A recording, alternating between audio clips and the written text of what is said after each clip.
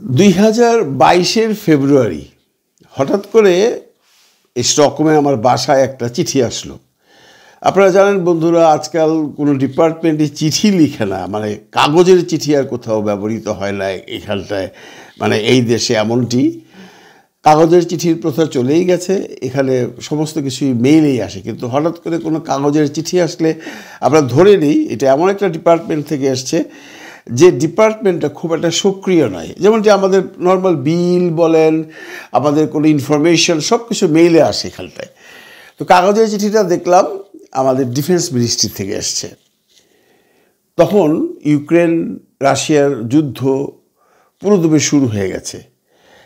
চিঠিটা পড়লাম, চিঠিটা পড়ে যেটা বুঝলাম তাতে বোঝা গেল একটা সময় ধরে দিয়েছে, অমুক দিন অমুক সময় তোমরা সবাই আসবা, আমরা এই কামিং যুদ্ধ নিয়ে, এই যে যুদ্ধ শুরু হয়েছে ইউক্রেন এবং রাশিয়াতে, সেটার ব্যাপারে কথা বলবো এবং কিছু প্রস্তুতি নিতে হবে, আমাদেরও যুদ্ধের প্রস্তুতি নিতে হবে।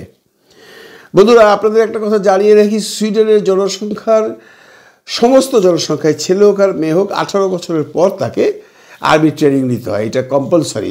যদি আপনি নিতে না চান তাহলে আপনাকে প্রমাণ করতে হবে আপনি মানসিকভাবে প্রতিবন্ধী, মানে আপনার সেই মানসিক সক্ষমতা নেই, আপনি ট্রেনিং নিতে পারবেন না। আদারওয়াইজ আপনাকে ট্রেনিং নিতেই হবে, সেটা আপনি এখানকার জন্মগ্রহণকারী যে কোনো সন্তান, যে দেশেরই সে হোক, সে বাঙালি হোক, সে পার্সিয়ান হোক, সে টার্কিশ হোক, সে ইন্ডিয়ান হোক, এই দেশে জন্মগ্রহণ করেছে, তার বয়স 18 হয়ে গেছে, তাকে ট্রেনিং নিতেই হবে। ট্রেনিংটাই নেওয়া পর্যন্ত তাকে চাকরি করতে হবে এমন কোনো কথা নেই। এরা রেগুলার আর্মি হিসাবে কাজ করে না, এরা রেডি থাকে যদি কখনো প্রয়োজন হয়। এই যে ছেলে বা মেয়েগুলো যারা আর্মি ট্রেনিং নিয়েছে তারা যুদ্ধে নামবে। নর্মালি আমাদের এখানে বোধহয় খুব সম্ভব 25 থেকে 30 হাজার রেগুলার আর্মি আছে। আর বাকি যে জনসংখ্যা আছে এই যে 18 বছরের উপরে, এরা সবাই কিন্তু সোলজার। যাক, সেটা অন্য প্রসঙ্গ। আমরা সেই মোতাবেক গেলাম সেইখানে মিটিংয়ে, গিয়ে দেখলাম অনেক লোক এসছে, আমাদের এরিয়ার সমস্ত, মানে প্রতিটা ফ্যামিলির থেকে একজন দুজন করে এসছে। ওখানে আমাদেরকে বোঝানো হলো যে আমাদেরকে যুদ্ধের প্রস্তুতি নিতে হবে। তারপরে কি যুদ্ধ করতে হবে? না, যুদ্ধ করতে হবে না। সেটা হলো যেভাবে ফিনল্যান্ডকে হুমকি দেওয়া হচ্ছে, যে কোনো সময় সুইডেনকেও হুমকি দিতে পারে, বা সুইডেনও যুদ্ধ হতে পারে, বা সুইডিশরা যুদ্ধে নামতে পারে। কিন্তু সাধারণ নাগরিক কি করবে? সবাই তো আর যুদ্ধে যাবে না। তা তোমরা কী করে থাকবা, কোথায় লুকাবা, এবং কি কি খাদ্যাদি, কি কি খাদ্য সামগ্রী ঘরে রাখবা, বিস্কিট রাখবা, পানি রাখবা রিজার্ভ করে। তারপর যখন সাইরেন আসবে তখন অমুক জায়গায় গিয়ে তোমরা লুকাবা, এবং এমনভাবে থাকবে যে 8-10 দিন যেন তুমি বিস্কিট খেয়ে থাকতে পারো। এই ধরনের বিস্কিট পাওয়া যায়, সেগুলো কিনে রাখবা। পানিটা রেখে দিবা জারে করে, যাতে 8-10 দিন যদি কোনো সরকারি কর্তৃপক্ষ তোমাদের সাথে যোগাযোগ করতে না পারে, তাহলে তোমরা যেন ওগুলো খেয়ে বেঁচে থাকতে পারো। এটাকে বলা হয় যুদ্ধের প্রস্তুতি নেওয়া। সুইডেন যুদ্ধের প্রস্তুতি নিয়েছিল, যদিও সুইডেনের সাথে কোনো যুদ্ধ হয়নি, বা ফিনল্যান্ডের সাথেও রাশিয়ার কোনো যুদ্ধ হয়নি, কিন্তু প্রস্তুতি তারা সবাই নিয়ে রেখেছিল, আমরাও নিয়ে রেখেছিলাম। তো আমি এই গল্পটা কেন বললাম? আমি এই গল্পটা বললাম এই জন্য যে 2 দিন আগে বিমান বাহিনীর একটা অনুষ্ঠানে গিয়ে আমাদের প্রধান উপদেষ্টা ডক্টর মোহাম্মদ ইউনূস স্যার বলেছেন যে চারিদিকে যেমনটি যুদ্ধ বিগ্রহ শুরু হয়ে গেছে, তাতে করে আমাদের যুদ্ধের প্রস্তুতি না নেওয়াটাই বোধহয় ভুল হবে।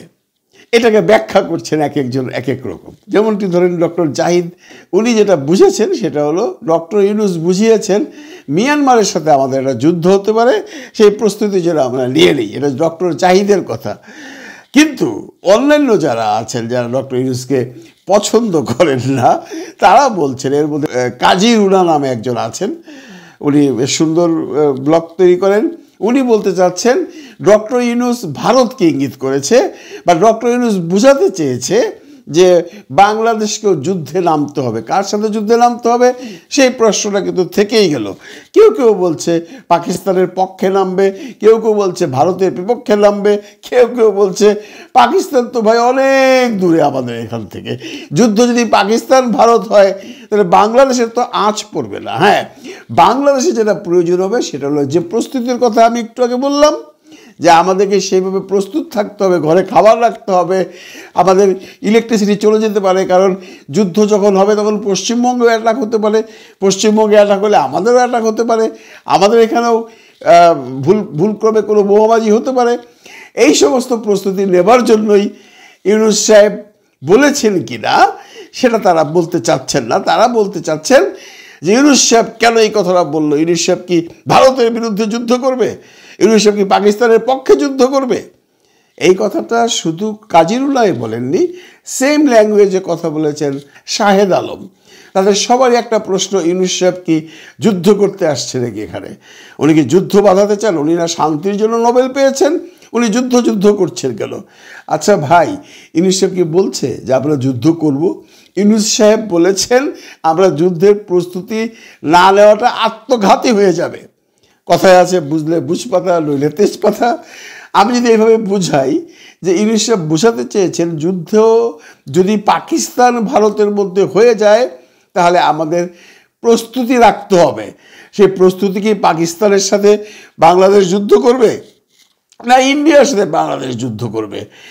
যুদ্ধ পাকিস্তানের সাথে লাগলে আমরা যে সমস্ত প্রবলেমগুলো ফেস করব সেগুলোর প্রস্তুতি নেবার কথা উনি বলেছেন। আর আপনারা শাহিদ আলম সাহেব বা কাজিরুল্লাহ ম্যাডাম বোঝাতে চাচ্ছেন ইউনূস সাহেব কেন এই কথাটা বলল, ইউনূস সাহেব কি যুদ্ধ করতে চায়, ইউনূস সাহেব কি এখানে যুদ্ধ করার জন্য আনা হয়েছে। উনি ভাই কখনোই তো যুদ্ধ করবেন সেই কথাটি বলেননি। উনি কি বলেছেন যে আমরা যুদ্ধে নামবো, আমরা পাকিস্তানের বিপক্ষে নামবো বা পাকিস্তানের পক্ষে নামবো, বা আমরা ভারতের বিপক্ষে নামবো বা ভারতের পক্ষে নামবো? বা ডক্টর জাহিদ যে বলেছেন মিয়ানমারের সাথে যুদ্ধের প্রস্তুতির কথা বলেছেন ডক্টর মোহাম্মদ ইউনূস, ওনার কোন কথায় আপনি বুঝতে পারলেন জাহিদ স্যার যে উনি মিয়ানমারের সাথে যুদ্ধে নামবেন, যুদ্ধের প্রস্তুতি নেবার কথা বলছেন? মানে যে যেভাবে পারতেছে ভাই সে সেভাবে বিশ্লেষণ করতেছে আর ইউনূস সাহেবরে পচাইতেছে।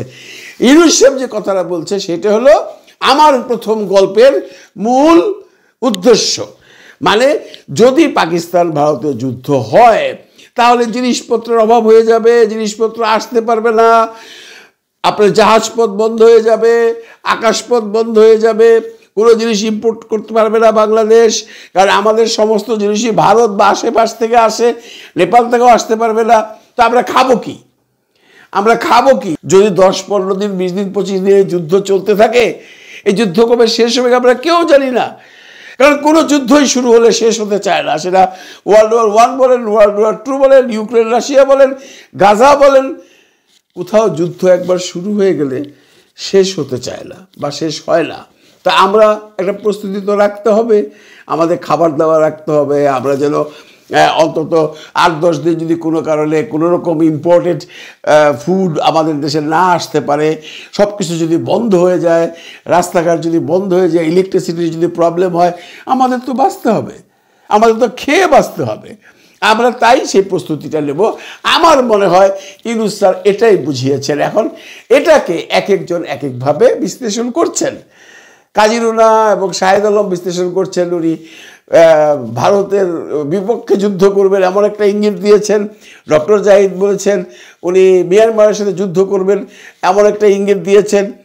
কিন্তু আসলেও কি ইউনূস স্যার এই সমস্ত ইঙ্গিত দিয়েছেন? না, উনি যুদ্ধর প্রস্তুতি বলতে এটা বুঝিয়েছেন যে আমাদেরকে মানসিকভাবে প্রস্তুত থাকতে হবে, আমাদেরকে মানসিকভাবে তৈরি থাকতে হবে। যুদ্ধ শুরু হলে আমাদের অন্ন বস্ত্র, আমাদের বাসস্থান যেন ঠিক থাকে, আমরা যেন কোনো ক্রান্তিকাল যদি এমনটি হয়ে যায় তাহলে যেন আমরা না খেয়ে মরে না যাই।